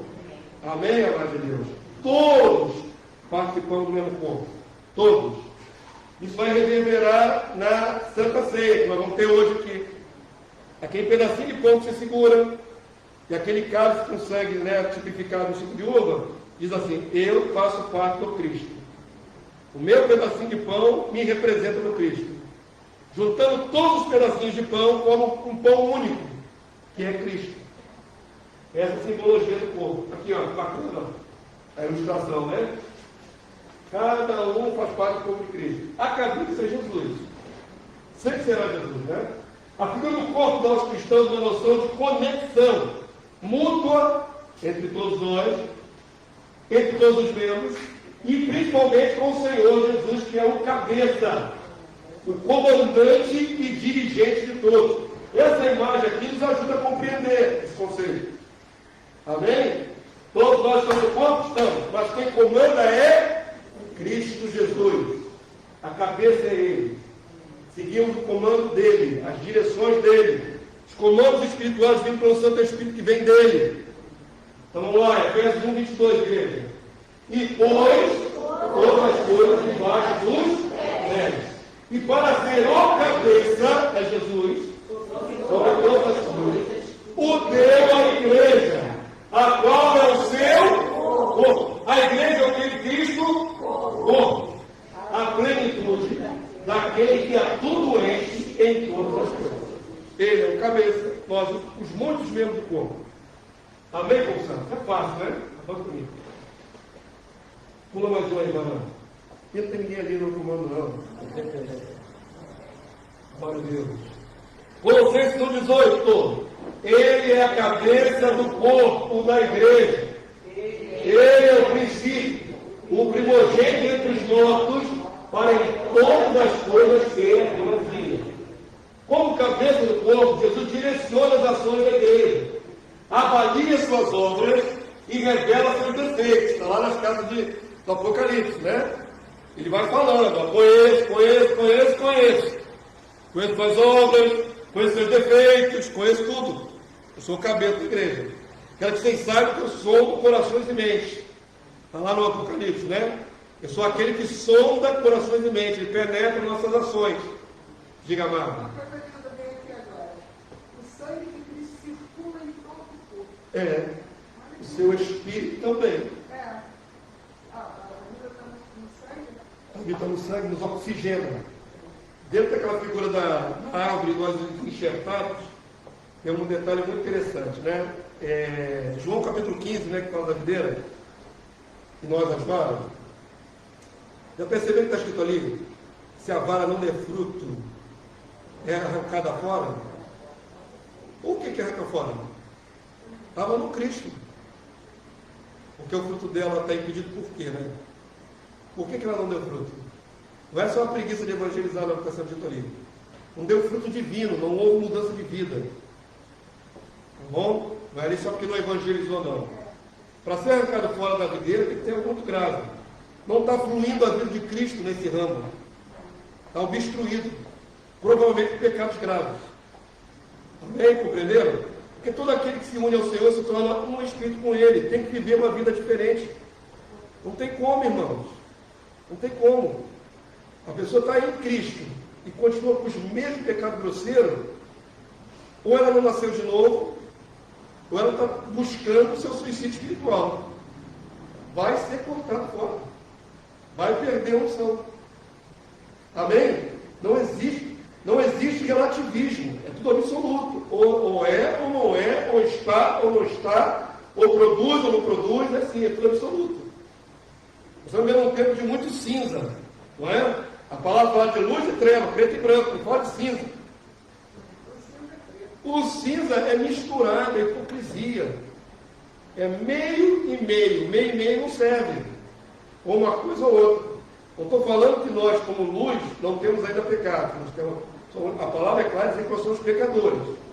Mas pecadores em absoluta remissão, né? Pecadores estão sempre buscando arrependimento. Se você está em Cristo e não tem freio moral nenhum, não tem arrependimento de nada do que você faz de errado, não dá. Uma hora você vai ser, cortado. Amém? Tem que ter mudança. Tem que ter vida santa. Tem jeito. Hoje está esse relativismo aí, mas isso vai acabar. Amém? Como Atos dos Apóstolos, capítulo 16, 6. E percorrer a região frígia Gálata, tendo sido impedidos pelo Espírito Santo de pregar a palavra na área. Esse texto aqui é fantástico, maravilhoso, eu acho. Paulo está descrevendo, né? Na verdade, quem escreveu o Atos dos Apóstolos é Lucas, o médico. Mas está descrevendo as ações de Paulo, as viagens de Paulo. O Espírito Santo impediu de pregar a palavra na Ásia. O que você acha disso? A impressão que é o Espírito Santo ser pessoal. Parece que é o Espírito Santo ser pessoal. E pediu aí os missionários de ir para lá pregar. Mas aí o texto vai revelar que Espírito é esse aqui, Espírito Santo. Vamos lá? Defrontando Mísia, tentava ir para Bitínia. Estão em missão, mudando de cidade. Mas o Espírito de quem que impediu? O Espírito de Jesus. O Espírito Santo é o Espírito de Cristo, o Espírito de Jesus. Não permitiu. Qual é o Espírito que impediu ele de ir para lá? O Espírito Santo. Que Espírito Santo? O Espírito do Filho, o Espírito de Jesus, que está na igreja. Amém? Compreenderam? Agora eu queria que vocês observassem outro aspecto. Por que impediu? Não está em missão, não está levando o Evangelho para salvar almas? Ele tinha prioridade. Porque o Senhor tem as suas prioridades, o Senhor tem os seus alvos. Você já se perguntou quando você vai fazer uma obra para Deus, se é essa a vontade de Deus? Mas pastor, Deus não quer que eu faça isso, que eu faça aquilo, que eu evangelize? Quer. Mas toda obra tem direção. A direção é do cabeça. Amém? Não faça nada que o cabeça não mandou. Eu vou entrar no hospital, vou orar sobre todos os enfermos, vai ser todo mundo curado. Se Deus mandou, irmão, então vai ser uma libertação tremenda. Aí vai ser um milagre maravilhoso. Mas se Deus não mandou você fazer essa obra, você pode não mandar, pode. Você pode estar ali até querendo fazer a vontade de Deus, mas se Deus não mandou, não vai acontecer absolutamente nada. Vai ser altamente frustrante para você e para as pessoas que creram que eu recebi alguma coisa. Tudo tem direção, irmão. Amém? Já vi gente, por exemplo, vou dar um exemplo aqui rápido e vou avançar. Abriu a igreja na Marra. Isso aconteceu lá no pé da minha rua lá. O irmãozinho falou, vou abrir uma igreja. Pensando que é assim que funciona. Pegou a família, botou lá, abriu a garagem, vamos fazer igreja. Fazer igreja? Você não pode fazer isso, irmão. Isso não é assim que funciona. Deus deu direção, Deus está nesse negócio, Ele mandou fazer. Aí abriu lá, pintou a garagem, botou uma plaquinha lá de fora, deu nome para a igreja, botou as cadeirinhas de banquinho, e o irmão começou a pregar lá. A esposa de obreira, as filhas de obreira, tocando lá o pandeirinho. O negócio não andou, irmão. Ninguém entrava naquela igreja. Ninguém entrava lá para sentar, para poder falar para o irmão. Passava, descia a rua, estava lá o irmão, esforçado. Mas ninguém entrava. Ele botou a caixa de som no carro dele e começou a chamar as pessoas para ir na igreja. Ninguém ia na igreja. Infelizmente, esse irmão tinha um mau testemunho. Da rua, todo mundo ouvia a briga dele dentro de casa, porque a casa era em cima. Palavrão e tudo. Tinha um mau testemunho terrível, todo mundo ouvia brigando com a esposa, os gritos lá, os palavrões. Depois não veio abrir igreja. Sabe o que aconteceu? Virou um mercadinho depois, no espaço. Claro, não prosperou, não foi adiante, não vingou. Porque Deus não mandou ele fazer aquilo. Amém? É simples assim. Você não pode abrir uma igreja. Deus te mandou. Deus está no comando. Deus está direcionando. O Senhor Jesus está direcionando a cabeça de Jesus, né? Deus, o Pai e o Filho estão direcionando, estão nesse negócio. Amém? Só para deixar claro que é Jesus comandando as ações da igreja. Faça isso, não faça aquilo. Vai por aqui, não vai ali. Tem que ser assim. O Senhor é o cabeça, nós somos só os membros. Não podemos ter independência da cabeça. Avança para mim, vamos lá. Individualmente e coletivamente. Eu creio que a obra aqui é de Deus, porque foi o Deus que prosperou. Senão não teria ninguém aqui me ouvindo também. Eu estaria batendo, mesmo problema do irmãozinho lá. Mas Deus deu graça, prosperou, fez a igreja andar, fez a igreja... Cada coisa que Ele me dá, eu sei que é dele. Quando eu faço uma lição dessa aqui, eu fico tão satisfeito, como até hoje. 13 anos fazendo lição da escola bíblica dominical, desde que a igreja começou. Raramente repetimos assunto. Raramente, em 13 anos, já era para ter repetido várias vezes os assuntos. Deus vai dando renovo, vai dando direções novas, detalhes novos. Não é? Maravilhoso. Vamos ter um trimestre aí sobre o milênio agora, que nunca foi feito antes. Em 13 anos, são mais de 500 lições, mas nunca fizemos sobre o milênio. Porque já falei em outras épocas, mas tem sempre um plus, né, irmão? Tem sempre um ângulo a mais para a gente explorar. Então, graças a Deus por isso, né? Quando é obra de Deus, tem essa riqueza, né? A palavra de Deus diz, o Senhor Jesus definiu como alguém que do bom tesouro de Deus tira coisas novas e velhas. Amém? Nós conseguimos trazer coisas novas. Isso é maravilhoso demais. Amém? Aí prova que é de Deus. Que prova que é de Deus? A testificação, né? Que essa obra é divina, é Deus. Senão não funciona, irmão. Não funciona, não prospera, não vai adiante. Vamos lá, próximo tópico, Jesus como sumo sacerdote. Eu acho que é o último tópico, né? Chegamos lá. Eu senti que vocês queriam falar mais sobre o Espírito Santo. Pois é. Eu vou fazer algumas aulas extras, não sei se vai dar para encaixar esse assunto que é muito extenso, o Espírito Santo. O que eu pretendo falar nessas aulas extras, antes de entrar no próximo trimestre, é sobre por que nós guardamos o domingo e não o sábado.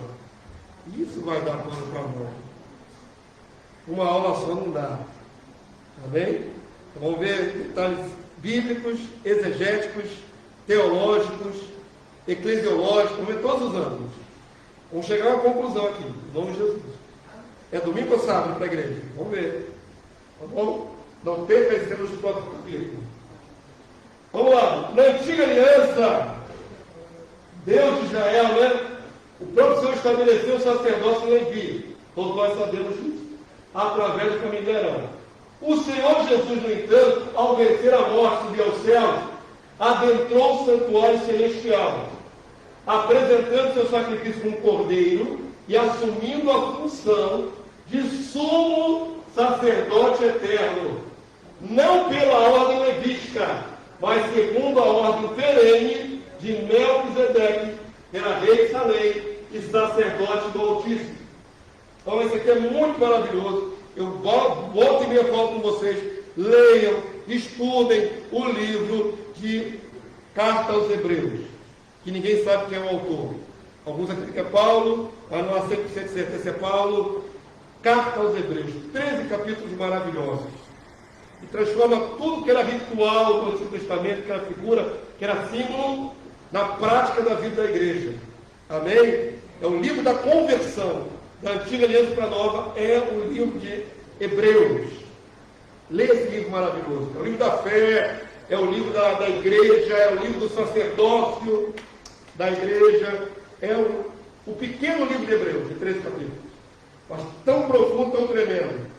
Então vamos lá. Jesus se torna sumo sacerdote, mesmo não sendo da tribo de Levi. Segundo a lei de Moisés, só a tribo de Levi poderia constituir da família de Arão o sacerdócio. Amém? Então vem Jesus, que não é da tribo de Levi, é de Judá, e assume o sumo sacerdócio. A carta aos Hebreus vai chegar a dizer, irmãos, que o primeiro sacerdócio declinou, e o novo sacerdócio surgiu. 2 sacerdócios criados por Deus. Um temporal, temporário, um eterno. Amém? O primeiro é como se fosse um ensaio, e o de Cristo é o perene, é o eterno. Amém?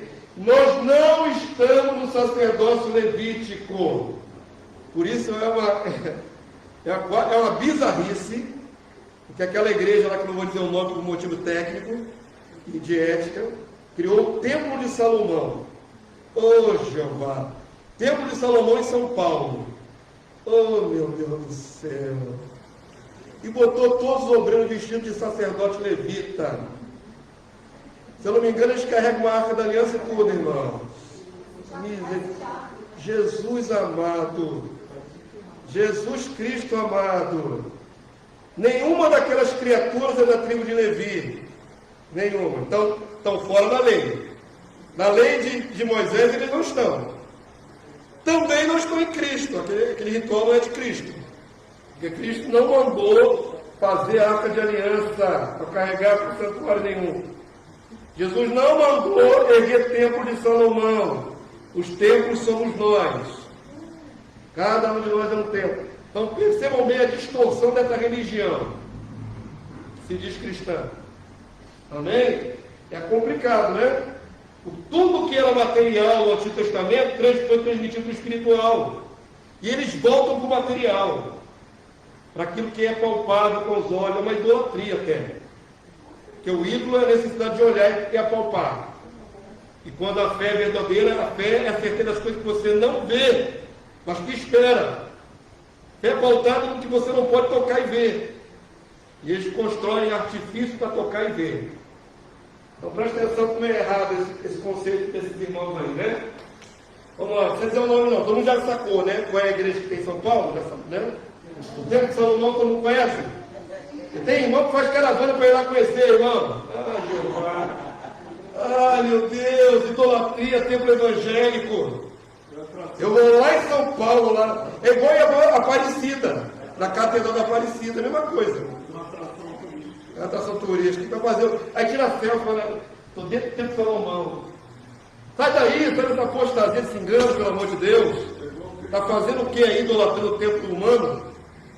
Vamos para cá, aquilo que é verdadeiro está escrito aqui, tá bom? Ai, meu Deus do céu. Se começar a falar mal agora, não vai não. Hebreus 7:11, vamos lá, irmão. Se, portanto, a perfeição houver nascido mediante sacerdócio levítico, se fosse esse propósito de Deus, pois dele faseava o povo recebeu a lei, que necessidade haveria ainda de se levantar outros sacerdotes? Outro sacerdote aqui é o Senhor Jesus, segundo a ordem de Melquisedeque, e que não fosse contado segundo a ordem de Arão, pois quando se muda o sacerdócio, necessariamente há também mudança de lei. Por isso nós não precisamos fazer sacrifício no modelo levítico, porque mudou o sacerdócio, mudou a nossa lei espiritual em Cristo dentro de nós. O sacrifício não é de animais, não tem sangue. Oh, Jeová, nós somos o sacrifício no altar, nosso culto é o sacrifício, o nosso louvor é sacrifício, aceito. Então, aquela materialidade toda da antiga aliança não precisa ser feita. Amém, povo santo? Avança para mim, vamos lá. Hebreus 7:13. Faça desse livro um livro de cabeceira, leia Hebreus, você vai ficar muito esclarecido por lá. Porque aquele de quem são ditas essas coisas pertence a outra tribo, da qual ninguém prestou serviço no altar. Jesus, aqui ó, aqui é uma ilustração de Jesus como sumo sacerdote. Jesus com paramentado parecido com Arão, né? Pois é evidente que o nosso Senhor procedeu de Judá, tribo a qual Moisés nunca atribuiu sacerdote.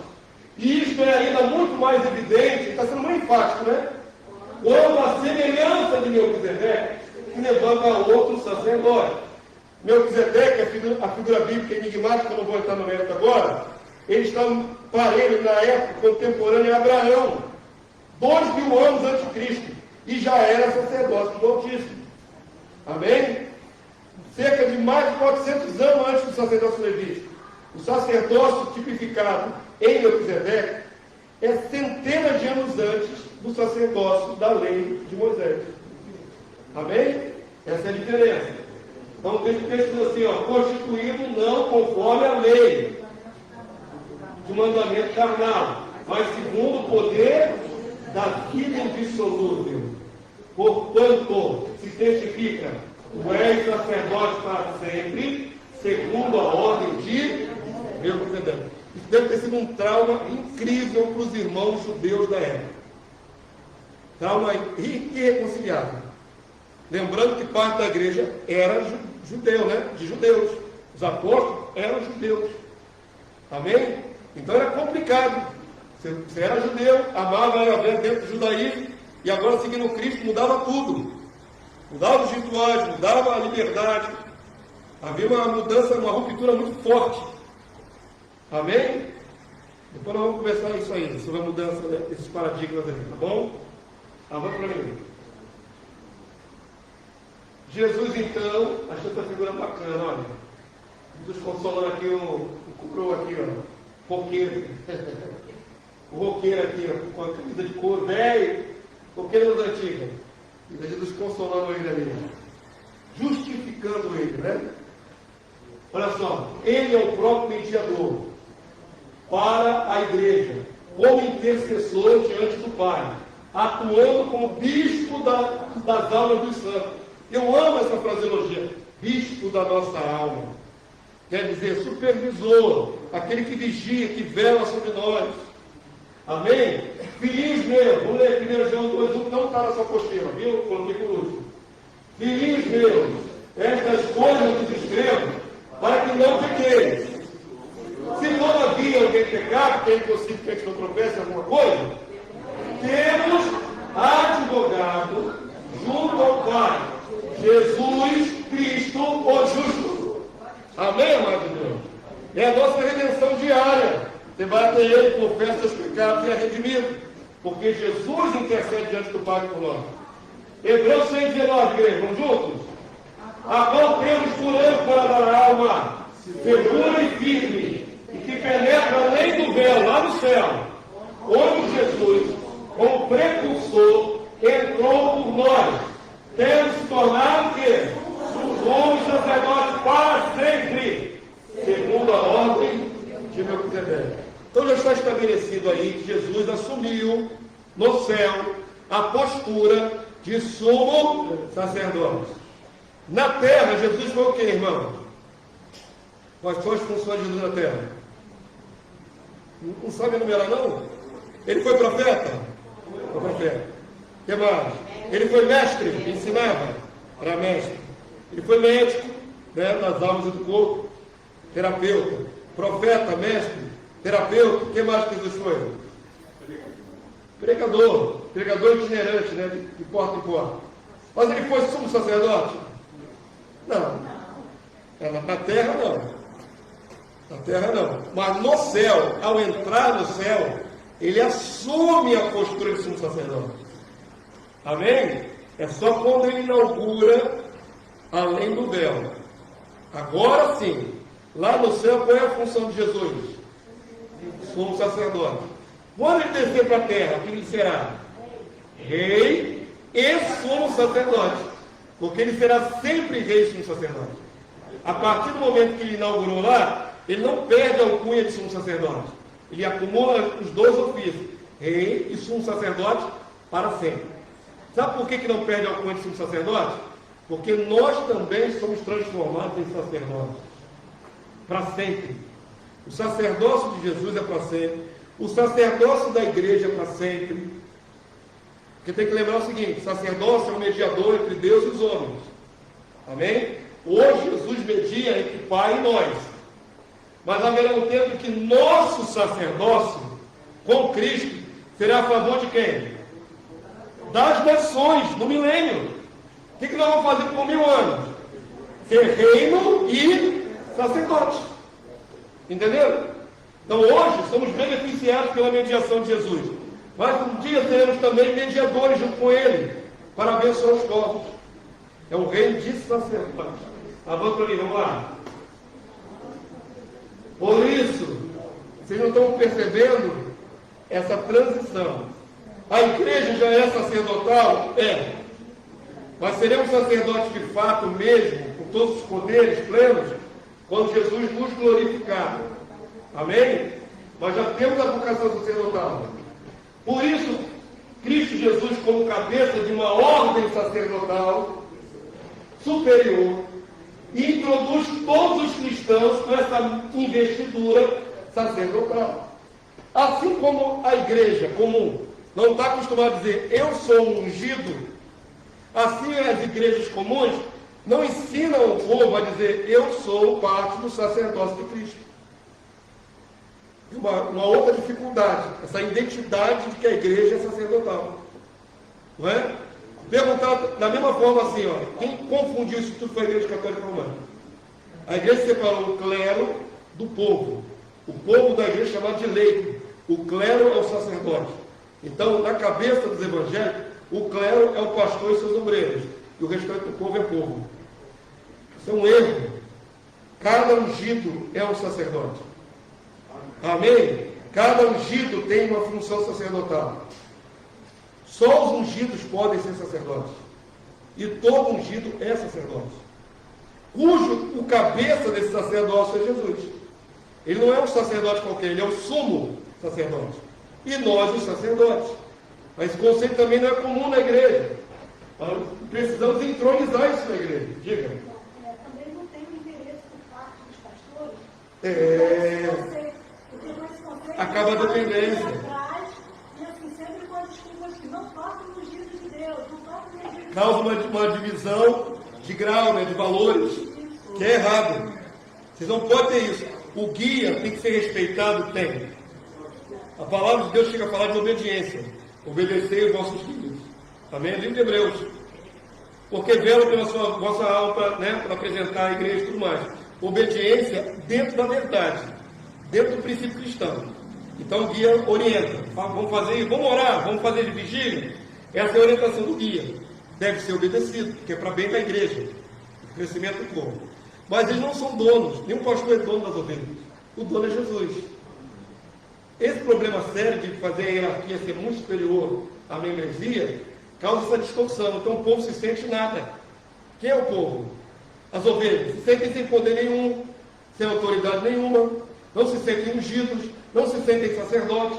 Quando a palavra de Deus diz que todo o corpo de Cristo é ungido no mesmo Espírito, funções diferentes, poderes e autoridades diferentes, mas o mesmo unção, o mesmo Espírito. Então toda a igreja é ungida, toda a igreja é sacerdotal. Amém? Isso eu estou afirmando no texto bíblico. Pastor, eu vi isso numa igrejinha evangélica, eu achei que não era discutido muitos anos atrás, só quem estava na direção ali participou da ceia. A igreja que estava Não ceou. participava da ceia. Aí cometeram um erro grosseiro. Que estava ali, na liderança ali, do trabalho da igreja. E o pessoal ficou olhando eles comendo você sozinho.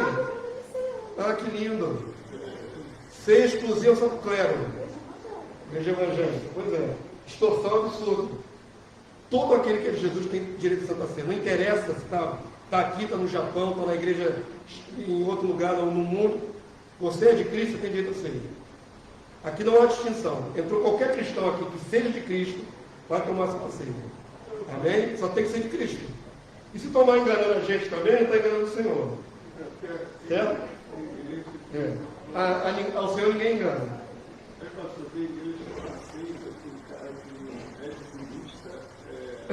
Pois é, absurdo. Qual o versículo que proíbe a pessoa que está falhando no dízimo de tomar ceia? Se é homem, você tem que sempre pautar o seguinte: a minha fé não está formada no conceito humano, está formada no conceito bíblico. Quando você tiver qualquer percepção de que tem alguma coisa errada acontecendo na igreja, vai para onde para você saber? Palavra. O que norteia a igreja é a palavra, não é o conceito dos homens.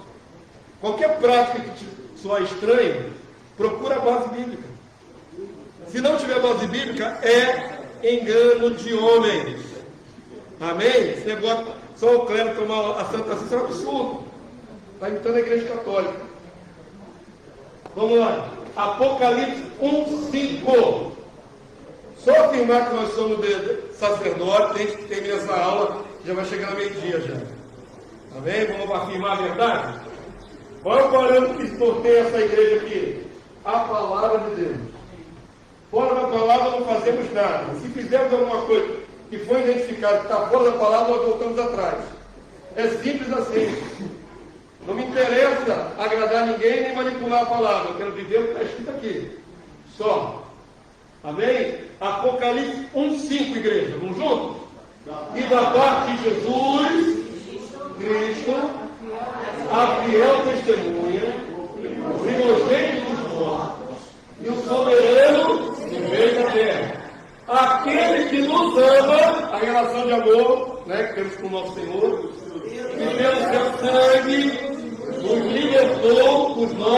cá. E nos constituiu reino e sacerdotes para o seu Deus e Pai. A Ele a glória e o domínio pelos séculos dos séculos. Amém. Quem nos constituiu reino e sacerdote? Jesus. Nos constituiu para o seu Deus e Pai. Olha aí a relação do Pai com o Filho. Mas em Cristo fomos constituídos reino e sacerdote. Nós que não temos sangue de Arão, nós que não somos da tribo de Levi, somos todos sacerdotes em Cristo. Amém? Apocalipse 5:9 diz que todo comprado pelo sangue de Jesus é reino sacerdotal. Sim, completamente indistinto. Qualquer um que foi comprado pelo sangue, qualquer um que Jesus ungiu, é rei e sacerdote. Um índio Yanomami, lá na aldeia dele, aceitou a Cristo, é de Cristo, ele é um sacerdote. Amém? Um irmão aborígene lá na Austrália, aborígene, uma tribo isolada da Austrália, recebeu a Cristo no coração, tem a unção, ele é um sacerdote. Um esquimó, lá dentro do iglu, lá no Ártico, ele está lá dentro do iglu, ele tem a unção, recebeu a Cristo, Cristo está nele, ele é um sacerdote. Vocês estão entendendo? Estou usando assim, alguns exemplos extremos para você entender isso. Todo aquele que recebeu o Espírito de Cristo é reino sacerdotal. Qual é a sua função? Reino sacerdotal. Serei rei e sacerdote. Amém? Apocalipse 5:9. E entoava um novo cântico dizendo: digno és, tomar o livro e abrir dos selos, porque foste morto, Jesus, e com o teu sangue compraste para Deus os que prosseguem de toda a tribo, língua, povo e nação, de todos os povos da terra. Tem gente comprada pelo sangue de Jesus. E para o nosso Deus, os constituíste reino e sacerdote. De que mais? E reinarão sobre a terra. Ô Jeová, irmãos, nosso sacerdócio começa agora. Amém? Mas em plenitude, quando nós fomos então empossados na vida de Jesus, quando fomos glorificados. O que faremos durante o reino milenar? Seremos um reino de sacerdotes, representante do Pai e do Filho. Então eu creio que não vai ficar todo mundo acumulado em Jerusalém, não é? Eu creio que nós receberemos autoridade sobre todos os povos da terra, espalhados em todos os lugares da terra durante o milênio, trabalhando como sacerdotes. Então, vamos imaginar, só imaginar que será o nosso futuro, já glorificado, já agora cheio do Santo Espírito. Amém? Não mais em primícias, mas em totalidade. Eu estarei, por exemplo, numa cidadezinha aí no Brasil, já glorificado, né? Estou no milênio já, irmão. Estou no milênio aqui na minha ilustração, tá bom? Eu sou aquele que recebeu autoridade sobre aquela região ali de Minas Gerais, por exemplo, uma cidade de Minas Gerais. E está lá o povo vivendo lá. Aí, de repente, alguém tem uma dificuldade, ou tem um problema de saúde, passa mal. Quem é aquele povo vai recorrer? O sacerdote que estiver mais próximo. Se eu estou ali por perto dele, tem alguém passando mal, e tem um sacerdote ali, vamos lá chamar ele. Aí chama o sacerdote, eu vou lá, eu sou representante de Deus em Cristo, cheio de poder, e aquela pessoa no milênio vai ser abençoada através do meu ministério. Mas eu falei, já estou na minha porta, na minha área, já fui designado. Você está querendo ainda designar qual é o meu terreno de ação, eu já estou no meu terreno de ação. Eu falei em Minas. Mas passa dessa forma. Depois que o Senhor espalhar a gente por toda a terra, onde cada um vai ser sacerdote, entendeu? Eu já estou na minha área. Você não alcançou a longitude de onde eu fui. Na minha história, eu já estou lá no milênio, já abençoando minha área.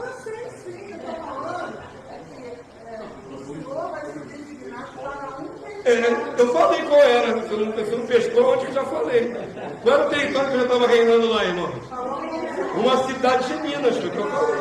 Mas o senhor falou assim, se alguém estiver passando mal aqui, na minha área. Daqui na minha área. Eles vão procurar o sacerdote da área. Tá certo? É isso que eu falei. Isso que eu falei. É que você está querendo ser mais específico. Mas não sei quantos sacerdotes tem ali ao redor.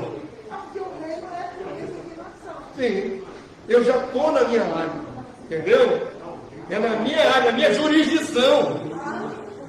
É a minha jurisdição. O Senhor me designou, você vai tomar conta dessa cidade de Minas aqui, essa é sua. Com esses 100 e poucos mil habitantes. A minha jurisdição é essa aqui. Dentro da minha jurisdição, lá no milênio, se alguém passar mal, pede a mim. Entendeu? Pode ser que tenham vários sacerdotes para dentro da área. Pode ser. Mas eu quero que vocês viajem. O que nós faremos no milênio? Nós não vamos ficar no coral cantando a vida toda do céu, irmão. Nós vamos trabalhar abençoando as nações durante o milênio. Em nome do Pai e em nome do Filho. Todo mundo entendeu o que nós vamos fazer durante o milênio?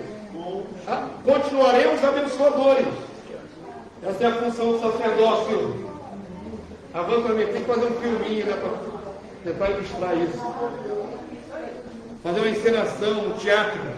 Tinha que fazer uma peça de teatro do futuro. A próxima festa tabernáculo, né? Vamos pensar nisso aí, tem tempo. Estamos começando. Seria legal fazer uma encenação do como é que vai ser o futuro do milênio. Ia ser legal. Botar um sacerdote paramentando assim com roupas brancas, tiara de ouro na cabeça, e aí faz o povão sofrendo ali alguma situação, e chega o sacerdote daquela região e abençoa. Amém? Já entenderam que vocês vão ser sacerdotes, né? A área ainda não foi designada. Vocês vão reinar sobre algum povo. Ah, tem. A minha mãe maior no reino. Vai ter sacerdote para tomar conta de uma rua. O mundo todo. Vai ter sacerdote para tomar conta de uma rua, porque foi preguiçoso, trabalhou pouco com Jesus.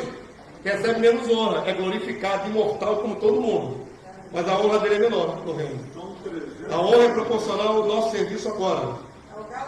É o galardão. Essa honra é proporcional ao que fizermos agora. Quanto mais você trabalhar para Jesus, maior será a sua dimensão no futuro reino. Não imortalidade, isso é para todos, mas autoridade. É proporcional ao seu trabalho agora. Quem quiser ser maior, sirva seus irmãos agora. Vai servir. Quanto mais se servir, melhor. Vai acumulando pontos, né?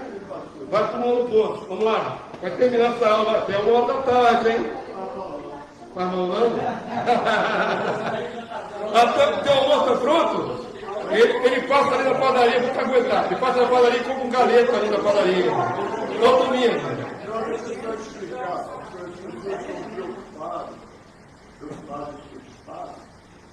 A terra ela não vai se modificar, né? As dimensões serão. Continuarão as mesmas. São 300 milhões de quilômetros quadrados. Então tem que ter sacerdote. Mas caramba, né? Cada um vai ter sua área de atuação. Não é? Eu acho muito bacana de viajar isso, irmão. Que bacana esse ótimo deve filmar isso, né? Tivesse um filme. Não vai ter corrupção. Mas olha só como é que vai ser a nossa autoridade sobre as nações. Vai ser uma coisa maravilhosa. Precisamos entronizar isso no coração dos nossos irmãos. Você será sacerdote de Deus. Amém? Já somos. Primeira casa de Pedro 2,9, igreja. Vamos lá? Terminar? Vós, porém, sois o quê? Sacerdócio real, igreja. Nação santa. Ou de propriedade exclusiva de Deus. Para quê? Aqui de proclamar das virtudes daquele que se chamou das trevas à sua maravilhosa. Essa é a nossa função. Apocalipse 26, parte B. Serão sacerdotes de Deus e de Cristo, e reinarão com ele os 1000 anos. Amém? E as nações nos reconhecerão como ministros de Cristo, sacerdotes de Cristo. O povo verá a diferença. Amém? Que os santos estarão glorificados, reinando com Cristo, meu ano. É tão bacana de enxergar isso, né, irmão? No trimestre do milênio vai ter uma aula sobre esse sacerdócio no reino milenar. Vai ter uma aula só sobre isso. Com certeza. Vai ficar só nesses textos. Próximo analisar essa aula tão longa. Vocês podem estar achando que não é longa, mas já tem 2 horas de aula já. Eu falei que ia ser curto. Nunca consigo, né? Não falo mais nada. Ainda gosto com vocês toda hora me interrompendo? Meu irmão. Fica tudo gravado ainda para ver quantas participações tem. Não, mas olha só, deixa eu falar uma coisa para vocês. Diante de Deus, eu prefiro a aula assim. Exatamente. A interação de vocês é fundamental. Quando nós só ouvimos passivo, irmão, uma palestra de 1 hora, só calado passivo, você tem um grau de apreensão. Se você interagir, a sua apreensão é muito maior. Amém? É importantíssimo que você interaja. Grava melhor. Se você só ouvir por 1 hora, 1 hora e meia, o grau de apreensão pode ser relativo. Depende, que cada um pode dar. Se você interage, tira dúvidas, participa, você guarda muito mais. Nunca mais esquece. Eu prefiro a aula interativa. Amém? Até porque eu acho que a minha voz, depois de meia hora, já guiou o coração de vocês muito tempo. A minha voz aqui, depois, eu mesmo não aguento vindo tanto tempo assim. Não é? Mas como é o Espírito que está ministrando através de mim, você não cansa tanto. Você não cansa tanto. Não é verdade? Porque o Espírito ajuda. Vocês e eu aqui. Ora, ortodoxia da fé da igreja primitiva. Nas últimas aulas eu nem coloquei esses paralelos da igreja primitiva, porque não havia necessidade. Mas aqui tem um paralelo muito bacana. Amém? Olha como é que eles pensavam. Isso aqui, ó, é Justino Marte. Bispo Justino foi bispo em Roma. E ele foi Marte. Amém? A maioria dos bispos do primeiro e segundo século foram Marte. Justino Marte diálogo com Trifão. Trifão era um judeu. Ele está defendendo a fé dele diante dos judeus. Está aqui a referência do livro dele. Escreveu isso entre o ano 150 e 160, ele era cristão. Vamos ver o que o Justino diz. E abraçado pelas palavras do seu chamamento, somos a verdadeira raça de sumos sacerdotes de Deus. É a confissão de fé da igreja primitiva. Amém, irmãos de Deus? Não tinham dúvida nenhuma de que eram sacerdotes. Somos a verdadeira raça de sumos sacerdotes de Deus. Como o próprio Deus o atesta, dizendo que em todo lugar, nas nações, nós não oferecemos sacrifícios agradáveis e puros. Ora, Deus não aceita sacrifícios de qualquer um, a não ser de seus sacerdotes. Então dei um exemplo. O índio que se converteu lá na Austrália, ele é sacerdote? É. As orações dele vão ser aceitas por Deus. O trabalho dele de evangelização, tudo que ele fizer, ele faz como sendo um representante de Deus e de Cristo. Amém? Somos a verdadeira raça, então, dos sacerdotes. Agora quem escreveu aqui foi o bispo Irineu de Leão, um grande bispo de Leão, século II, ano 185. Ele diz assim, ó, todos os discípulos do Senhor são sacerdotes. Eles que aqui não têm nem campos, nem casa, nem herança, mas servem sempre ao altar de Deus. Ele não escreveu aqui em contradizir aqui, ó. Também João, o discípulo do Senhor, no Apocalipse, assiste à vinda do reino glorioso e sacerdotal. Essa é a qualidade do nosso reino. É um reino de sacerdotes, de representantes de Deus e de Cristo, de mediadores. Amém, Gonçalo? Todo mundo pescou? Só somos isso graças ao nosso Senhor e Salvador Jesus Cristo. Fica de pé nessa hora, terminamos. Glória a Deus. Aleluia. Prazer imenso para mim sempre compartilhar essas verdades com vocês. Semana que vem, última aula, vamos falar de Jesus, que é o centro, como juiz. Ai, irmãos. Juiz e executor da ira de Deus. Vai ser a última aula. Porque é Ele que vai fazer isso. Amém? Então, a 13ª aula é Jesus como juiz e executor. Vai ser forte. Precisa, né? É assim que Ele vem.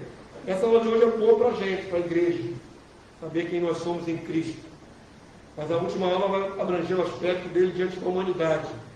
para vir para julgar os ímpios e tudo mais. Vamos fazer isso em nome de Jesus. Amém? Logo mais à noite, Santa Ceia do Senhor. Sempre falo isso todas as vezes que tem ceia. Evite qualquer coisa que contamine o seu coração. Evite discussões frívolas com pessoas. Às vezes você nem quer buscar briga com ninguém, mas você chega em casa, tem um vizinho perturbado lá, né? Está reclamando não sei o quê. Aí você cai da graça e vai discutir, bater boca com o vizinho no dia que você está ceia. Para quê, irmão? Deixa para lá. Deixa para lá, né? Não enche o coração de jogo de Flamengo. Está concentrado em Cristo. A igreja primitiva, irmão, no dia de Santa Ceia, eles faziam um jejum, um dia antes, para se preparar para a Santa Ceia. Amém? Santa Ceia é algo espiritual demais, importantíssimo. Não pode você ficar de qualquer jeito no dia de Santa Ceia. Se vigiar, proteger sua alma, seu coração, chegar em condições aqui de tomar o elemento na mão, dizer mais uma vez, eu sou parte da unção do corpo do Cristo. Ainda mais com o entendimento mais aclarado que tivemos hoje. Amém? Fique separado, fique santo. Não bota porcaria no seu coração. Não vai assistir reprise do Big Brother. Não vale nada, lixo moral. Amém? Não bote nada que contamine diante de você. Se chegar santo hoje aqui nessa reunião e poder tomar o cálice, comer, tomar o pão e comer, tomar o cálice e beber, em santidade. Esse é o propósito da Santa Ceia de hoje. Não vale faltar. Eu vim na escola americana, eu vim à noite. Pelo amor de Santo Deus. Não é sugestão a Santa Ceia, é uma ordem, é uma ordenança. Estamos submetidos ao cabeça que mandou. Então, eu não entendo cristão que falta a Santa Ceia. Só se estiver doente. Só estiver acamado no hospital, aí você não pode tomar Santa Ceia. Tem que estar aqui uma ordem do cabeça. Amém? Não é ordem do pastor, não é ordem da igreja, do cabeça. Então venha tomar a Santa Ceia em santidade em nome de Jesus. Glória a Deus. Pai Santo, louvado seja o teu nome por essa manhã na tua presença. Amém. E por essa instrução maravilhosa da tua palavra. Senhor, a tua palavra é tão maravilhosa. Os detalhes dela nos encantam. Os detalhes da tua palavra revelada, Senhor, nos enche o coração de alegria, de esperança, de fé, de confiança no Senhor. Muito obrigado, Senhor. Que a tua palavra continue sendo o sustento e o alimento da nossa alma. Pai querido, que seria de nós se nós não pudéssemos nos alimentar desse alimento precioso que é a tua palavra. Obrigado, Senhor. Obrigado pela instrução dessa manhã. Obrigado pela vida dos meus irmãos aqui presentes. Obrigado pela vida dos meus irmãos que viram essa administração pela internet, os que vão receber depois. Que toda a tua igreja seja edificada na fé. Cristo é o centro. Jesus é o cabeça. É o bispo da nossa alma. É o sumo sacerdote da nossa confissão de fé. Ele é o noivo, é o amado que nós amamos de coração. Em nome do Senhor Jesus, centro da nossa vida, nós te agradecemos, nosso Deus e Pai. Leva-nos em paz para os nossos lares.